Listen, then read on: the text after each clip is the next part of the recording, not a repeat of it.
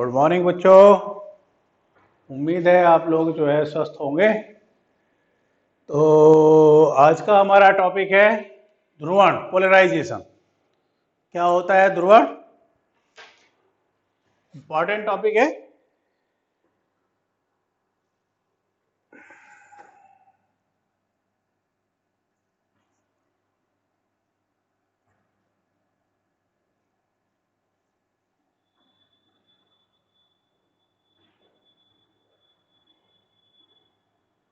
उम्मीद है आप लोग जो है अपने नोट्स बना रहे होंगे और मेहनत कर रहे होंगे। देखिए बच्चों, मेरी आप लोगों को एडवाइस यही है कि आप नॉलेज के लिए पढ़िए, है ना। नंबरों के लिए मत पढ़िए, नॉलेज के लिए पढ़िए, तो नंबर आपके अपने आप आएंगे। ठीक है, तो उसके लिए आप हार्ड वर्क करिए, मेहनत करिए। ओके, तो ध्रुवण का क्या मतलब है? तो सबसे पहले लेते हैं हम साधारण प्रकाश।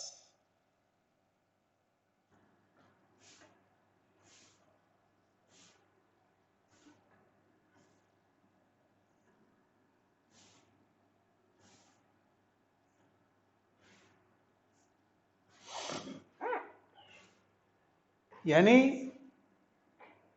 यदि प्रकाश के कंपन प्रकाश संचरण की दिशा के लंबवत सभी संभव दिशाओं में होते हैं तो उसको हम बोलते हैं साधारण प्रकाश या अध्रुवित प्रकाश, है ना।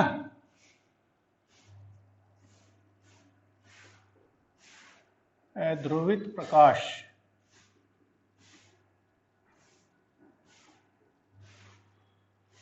तो अगर प्रकाश, एक बार फिर सुनिए, यदि प्रकाश के कंपन प्रकाश संचरण की दिशा के लंबवत सभी संभव दिशाओं में होते हैं तो उसको हम बोलते हैं साधारण प्रकाश। तो ये साधारण प्रकाश है।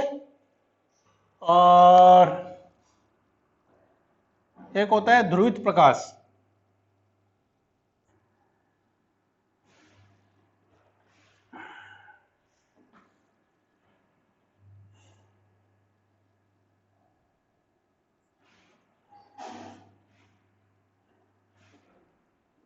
समतल ध्रुवित प्रकाश इंपॉर्टेंट डेफिनेशन है, एग्जाम्स में अक्सर आती है। इंग्लिश में बोलते हैं इसको प्लेन पोलराइज्ड लाइट, समतल ध्रुवित प्रकाश।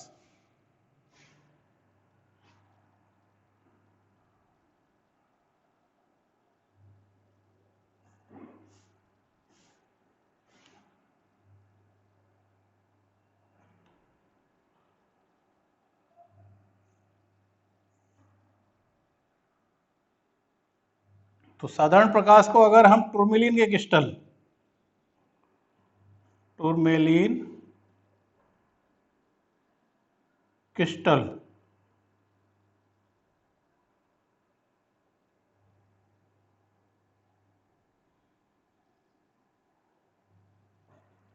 तो अगर साधारण प्रकाश को हम टूरमेलिन क्रिस्टल से गुजारते हैं तो केवल वे कंपन शेष रह जाते हैं जो इसकी अक्ष के समांतर होते हैं, है ना।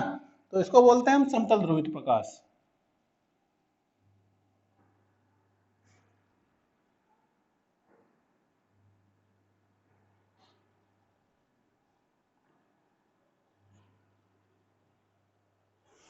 ये है साधारण प्रकाश।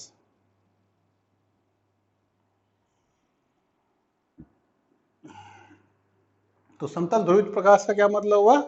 यदि प्रकाश के कंपन प्रकाश संचरण की दिशा के लंबवत केवल एक ही दिशा में होते हैं तो उसको हम बोलते हैं समतल ध्रुवित प्रकाश। फिर एक बार सुनिए इस डेफिनेशन को, इंपॉर्टेंट है, एग्जाम्स में आ जाती है।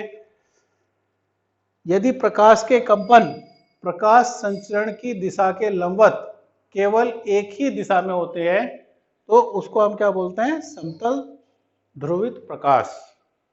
ठीक है, तो ध्रुवण को समझने के लिए हमें दो चीजें पता होनी चाहिए, साधारण प्रकाश का क्या मतलब है और समतल ध्रुवित प्रकाश का क्या मतलब है। ठीक है, कल मैंने ये आपको भेज दिए थे पीडीएफ में, तो उम्मीद है आपकी समझ में आया होगा, आपने नोट भी कर लिए होंगे, है ना। चलिए,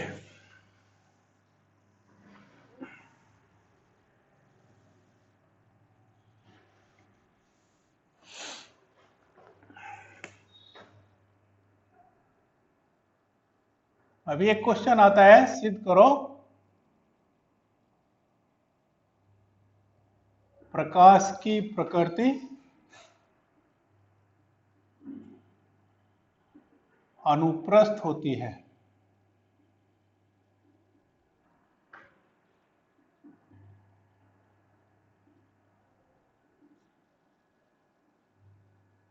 प्रकाश की प्रकृति अनुप्रस्थ होती है। तो दो तरह की तरंगें होती हैं, एक अनुदैर्घ्य होती हैं और एक अनुप्रस्थ होती हैं। तो अनुदैर्घ्य तरंग का मतलब है कि अगर माध्यम के कण तरंग के चलने की दिशा में कंपन करें तो उसको बोलते हैं अनुदैर्घ्य तरंग। और अगर प्रकाश के कंपन प्रकाश के चलने की दिशा के लंबवत कंपन करे तो उसको बोलते हैं अनुप्रस्थ तरंग, है ना। तो जो प्रकाश तरंगें होती हैं ये अनुप्रस्थ तरंगें होती है, इसको सिद्ध करना है हमें।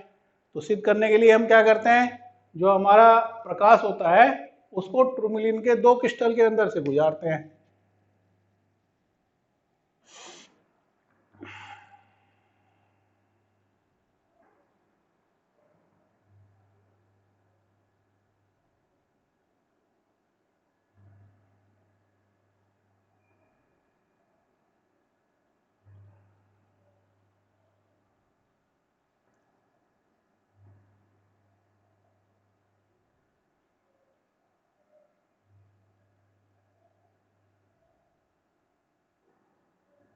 तो ये दो क्रिस्टल हैं,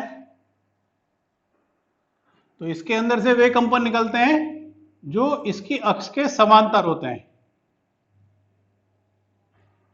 अब चूंकि दोनों की अक्ष समान है तो ये कंपन इसके अंदर से भी गुजर जाते हैं।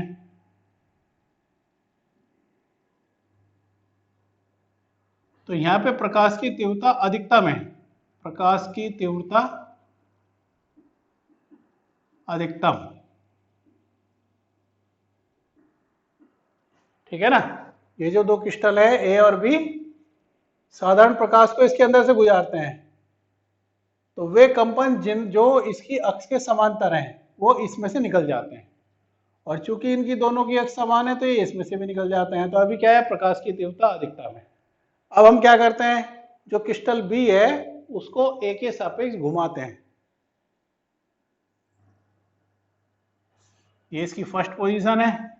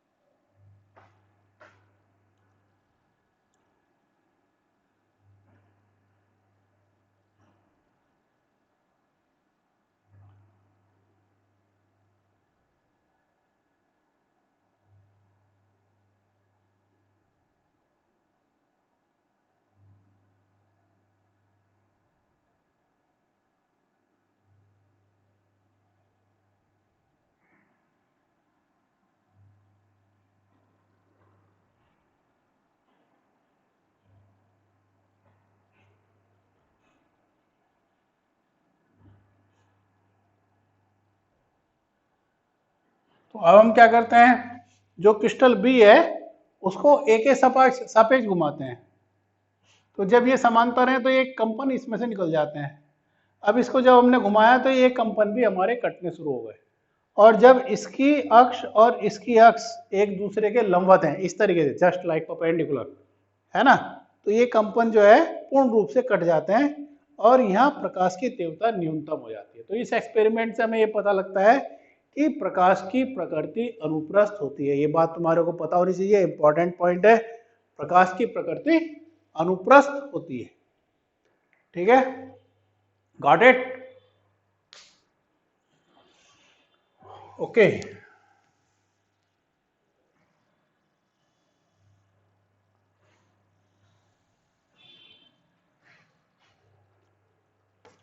अभी है परावर्तन द्वारा समतल ध्रुवित प्रकाश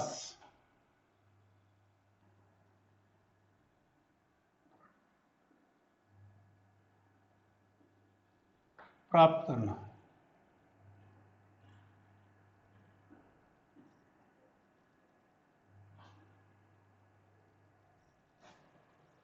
परावर्तन द्वारा पूर्ण ध्रुवित प्रकाश प्राप्त करना इंपॉर्टेंट है।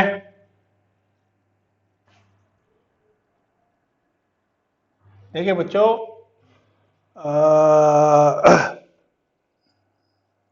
मैंने कल भी बताया था कि जो शुरू के चैप्टर हैं 1, 2, 3, 4, 5, ये आपको आप थोड़ा सा तैयार कर लेते हैं, इनका रिवीजन भी करते रहते हैं ना। लेकिन जो बाद के चैप्टर हैं लास्ट के, रे ऑप्टिक्स हुआ, वे ऑप्टिक्स हुआ, या एटम हुआ, या न्यूक्लियर स्ट्रक्चर हुआ, तो ये जो चैप्टर हैं इनको बच्चे कम करते हैं या उनके बहुत अच्छे तैयार नहीं होते, तो एग्जाम में इन चैप्टर से जो क्वेश्चन आते हैं उनको करने में फिर दिक्कत होती है। तो मेरी एडवाइस यही है कि आप रे ऑप्टिक्स, वेव ऑप्टिक्स और ये जो बाद वाले चैप्टर हैं इनको बहुत अच्छे से तैयार करें जिससे आपको एग्जाम में दिक्कत ना हो, है ना। परावर्तन द्वारा पूर्ण ध्रुवित प्रकाश प्राप्त करना, तो क्या होता है?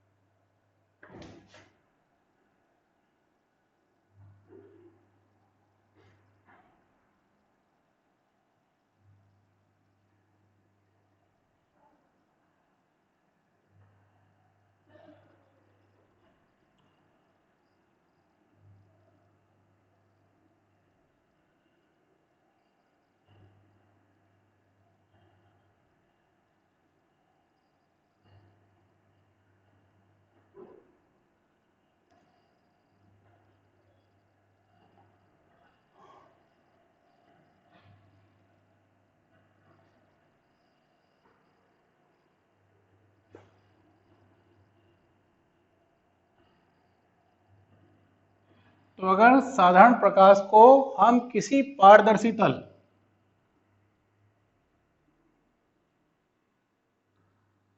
साधारण प्रकाश को किसी पारदर्शी तल से परावर्तित कराएं। पारदर्शी तल का मतलब हो गया जैसे वाटर सरफेस हो गई, या कांच की कोई सरफेस हो गई, ग्लास की ग्लास शीट हो गई, है ना। तो अगर साधारण प्रकाश को हम किसी पारदर्शी तल से परावर्तित कराएं तो एक विशेष आपतन कोण पर परावर्तित प्रकाश किरण पूर्ण रूप से ध्रुवित हो जाती है। तो इसको हम क्या बोलते हैं? परावर्तन द्वारा ध्रुवित प्रकाश, है ना। फिर सुनिए एक बार, यदि साधारण प्रकाश को किसी पारदर्शी तल से परावर्तित कराएं तो परावर्तित प्रकाश किरण एक विशेष कोण के लिए पूर्ण रूप से ध्रुवित हो जाती है। इस विशेष कोण को हम क्या बोलते हैं? ध्रुवण कोण बोलते हैं, है ना, पोलराइजेशन एंगल। तो ये ध्रुवण कोण है।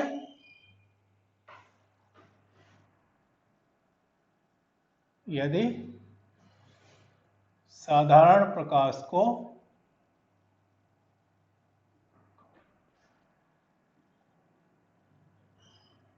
किसी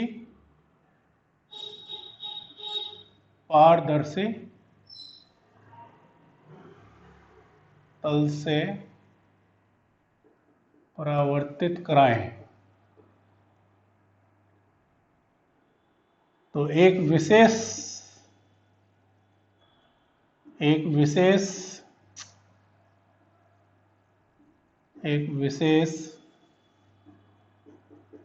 आपतन कोण के लिए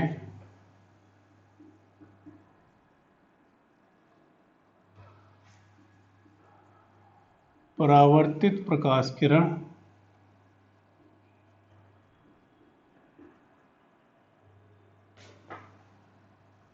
पूर्ण रूप से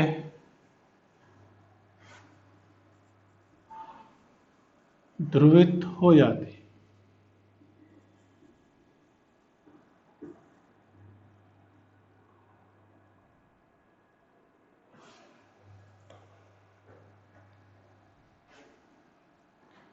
इस विशेष आपतन कोण को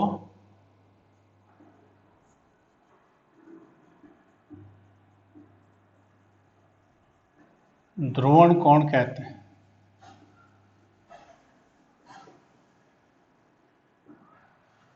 ठीक है, अब एक रिलेशन है हमारे पास बुस्टर के अनुसार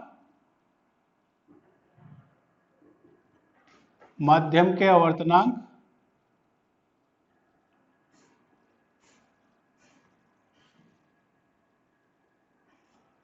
व ध्रुवण कोण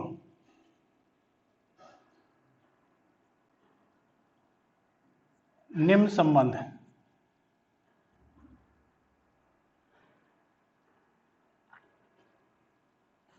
म्यू बराबर 10 IP। तो एक रिलेशन है हमारे पास बुस्टर के अनुसार माध्यम के आवर्तनांक व ध्रुवण कोण में निम्न संबंध है, म्यू बराबर 10 IP। IP का मतलब है ध्रुवण कोण, है ना, ये वाला।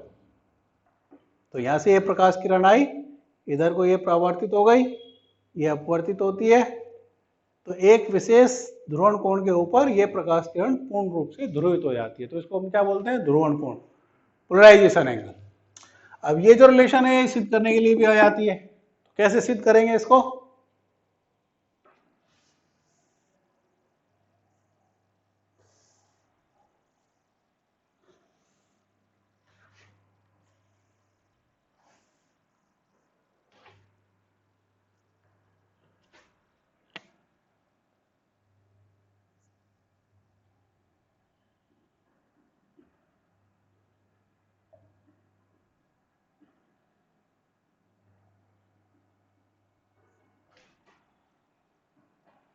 देखिए तीन चीजें हैं, एक तो है स्नेल का नियम,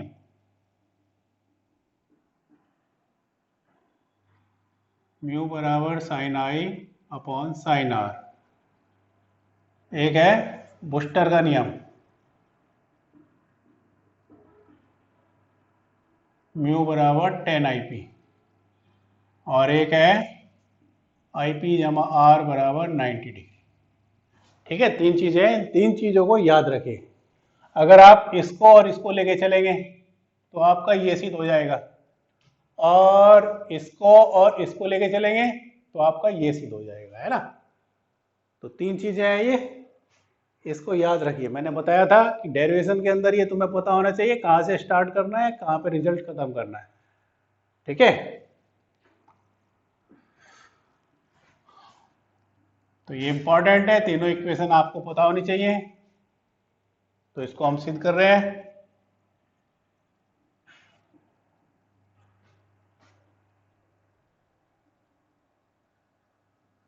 है ना, ये सिद्ध करना है हमें बुस्टर का नियम। तो स्नेल के नियम से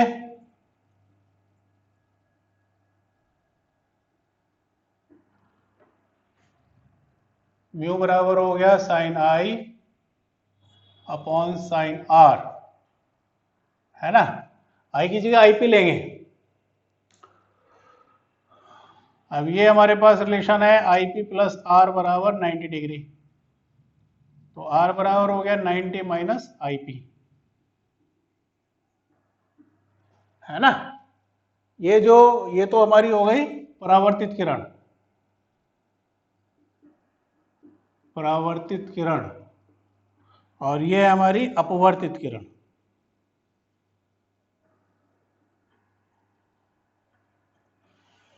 तो परावर्तित किरण और अपवर्तित किरण जो है एक दूसरे के ऊपर लंब होती है, यानी ये एंगल जो है 90 डिग्री का होता है। IP जमा आर बराबर 90 डिग्री।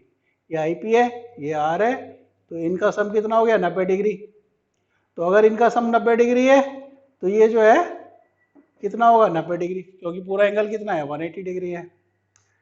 तो ये वैल्यू इसमें डालिए,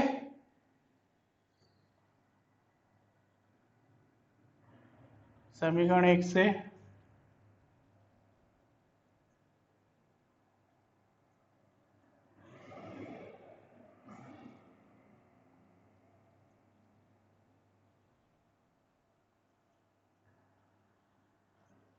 cos आई पी, और ये हो गया म्यू बराबर tan आई पी, है ना। तो इस तरीके से ये रिजल्ट आ जाता है, म्यू बराबर tan आई पी।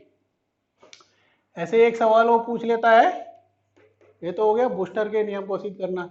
ऐसे ही वो पूछ लेता है कि सिद्ध करिए परावर्तित किरण अपवर्तित किरण पर लंब होती है। तो मैंने बताया कि 3 इक्वेशन है ये, इसको और इसको पकड़ोगे तो ये सिद्ध हो जाएगा, है ना, और इसको और इसको पकड़ोगे तो ये सिद्ध हो जाएगा। समझ में आ रही है बात है?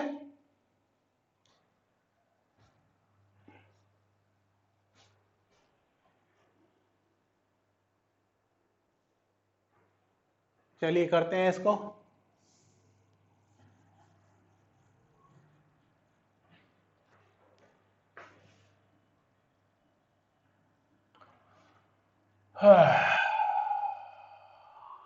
है ना, इसको और इसको लीजिए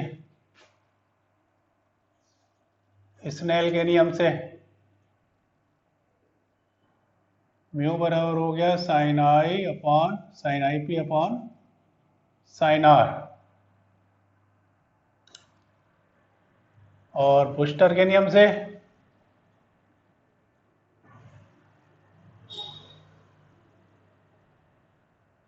म्यू बराबर tan i p sine i p upon cos i p. ये 1, ये 2,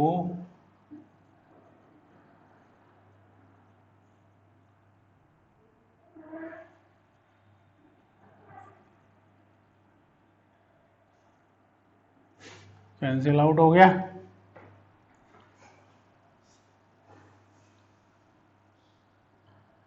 sign r cos i p, और कॉस आई पी को मैं लिख सकता हूं साइन 90 माइनस आई पी, है ना। तो आर बराबर हो गया 90 माइनस आई पी, तो आई पी जमा आर बराबर 90 डिग्री, यानी आई पी जमा आर बराबर 90 डिग्री हो गया। ये एंगल प्लस ये एंगल बराबर 90 डिग्री। तो इन दोनों का 90 डिग्री होने का मतलब ये है कि जो हमारी परावर्तित किरण है अपवर्तित किरण पर लंब होती है, इसलिए परावर्तित किरण लंब अपवर्तित किरण।